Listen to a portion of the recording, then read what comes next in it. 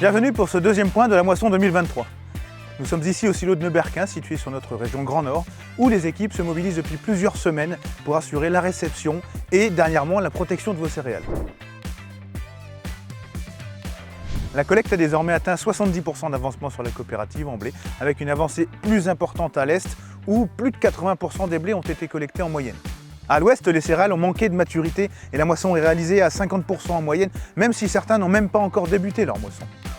La qualité est plutôt satisfaisante dans l'ensemble, avec en moyenne un taux de protéines de 11,3%, un poids spécifique de 78,7% et une humidité de 14,5%. Côté rendement, nous sommes légèrement au-dessus de la moyenne 5 ans, entre 90 et 95 quintaux par hectare.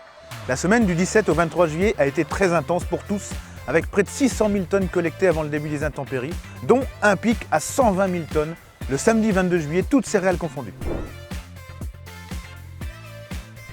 Les colzas ont été récoltés à 50%, dont la moitié a pu être collectée avant les pluies et l'autre moitié pendant les fenêtres climatiques le permettant, souvent avec une meilleure maturité.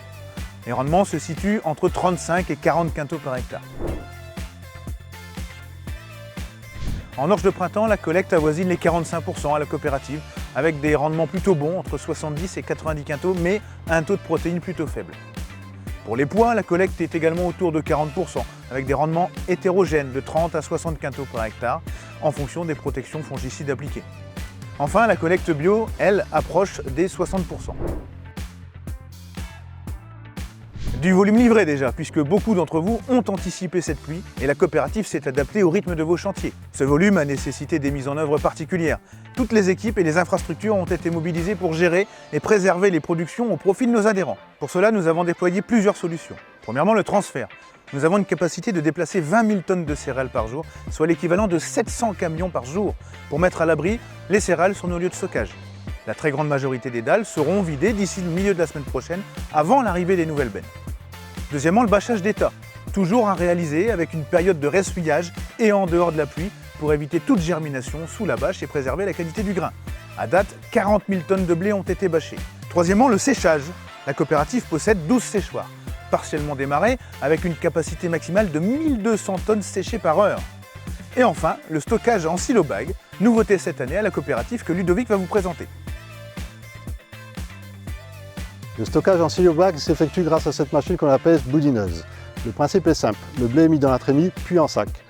Avec des boudins d'environ 80 mètres de long et une capacité de 4 tonnes au mètre, on peut aller jusqu'à plus de 300 tonnes par sac. L'avantage de cette méthode est la bonne qualité de conservation, qui s'effectue sans insecticides ni ventilation. Le coût d'exploitation et d'investissement est relativement faible. Le blé est ainsi en toute sécurité et peut y rester pendant plusieurs mois sans problème. La suite de la moisson dépendra de la météo et on espère tous reprendre sereinement au plus tôt. Si besoin, nos capacités de séchage assureront, nous l'avons vu, la remise aux normes des marchandises.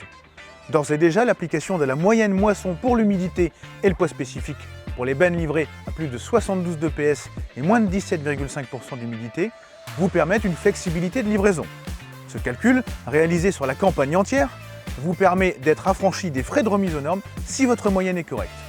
Le rôle de notre coopérative est d'être au service de ses adhérents et de garantir la meilleure commercialisation de leur production. Le service céréales échange donc au quotidien avec votre conseil d'administration pour suivre les avancées, les qualités et prendre les décisions profitables aux adhérents.